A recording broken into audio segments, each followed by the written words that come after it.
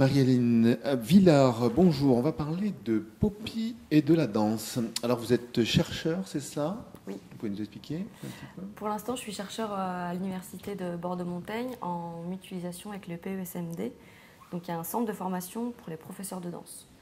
Et je travaille essentiellement sur l'expérience du mouvement partagé.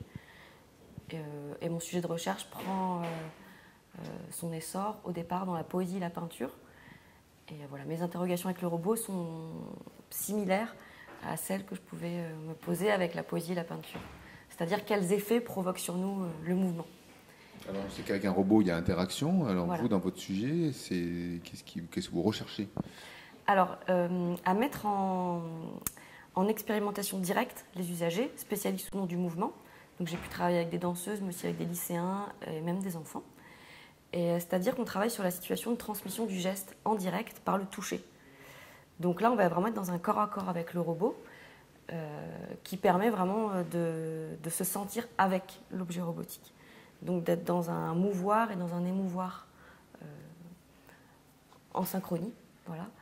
Et de voir à quel point est-ce que ça peut aussi nous apprendre à penser le mouvement et à développer des savoirs corporels et kinesthésiques. Voilà, liés à la transmission du geste. Et alors, donc, pour les gens qui sont un peu terre à terre, dans le concret, en gros, ça peut servir à quoi, votre recherche? Ça va être utilisé dans la santé, dans le sport, dans quoi exactement? Ça pourrait être utilisé comme un outil réflexif pour l'instant pour la pédagogie de la danse. Déjà, j'imagine que ça pourrait avoir cette ouverture-là, dans le sens où un pédagogue de danse, il est face à un élève qui n'a pas forcément la même structure posturale que lui. Et dans la compréhension du geste au travers du robot humanoïde, on est amené à se modéliser soi-même, à se schématiser et du coup à se désolidariser de ses propres fonctionnements pour essayer de comprendre le mouvement du robot. Donc il y a tout un détour qui oblige à s'alléger de son propre poids, en fait, de son propre fonctionnement pour essayer de comprendre l'autre, pour trouver des stratégies. Donc le pédagogue de danse est souvent confronté à ces situations-là, pour amener l'élève à réaliser le mouvement souhaité.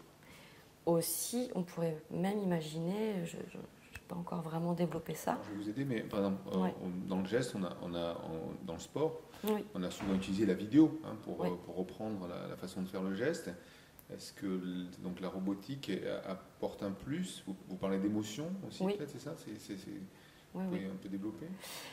Dans ce cas-là, oui, la robotique avec l'objet en direct apporterait un plus, oui, parce qu'on serait dans une appréhension par le corps en direct et avec un résultat immédiat sur ce qu'on vient de transmettre. Donc on voit tout de suite ce qui ne fonctionne pas.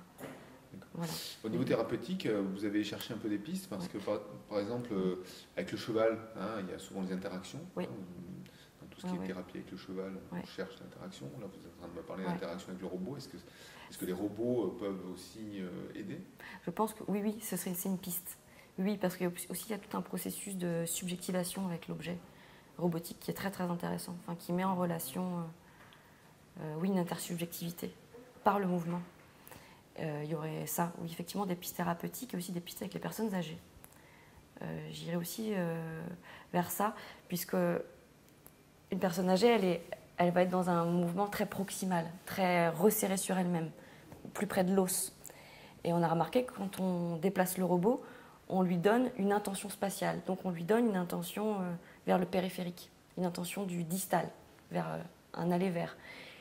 Et souvent, les personnes âgées, pour qu'elles puissent se déplacer et qu'elles gagnent en autonomie, on va les amener à donner cette intention spatiale, cet aller vers. Et avec le robot, on pourrait les amener à comprendre par le corps comment travailler cette intention spatiale. C'est assez récent, ça, comme réflexion. Pour faire une synthèse, votre recherche, donc, vous démarrez, Oui, voilà. C'est ça. Ça a pris son ancrage dans une démarche artistique au départ.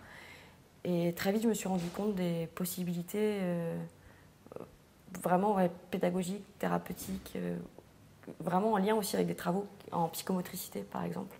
Voilà, le terrain est vaste dès qu'on met le corps en mouvement, en action, quoi. D'ici 2 ou 3 ans, on va avoir le résultat de votre recherche? Peut-être. J'espère. Bien, merci. Merci.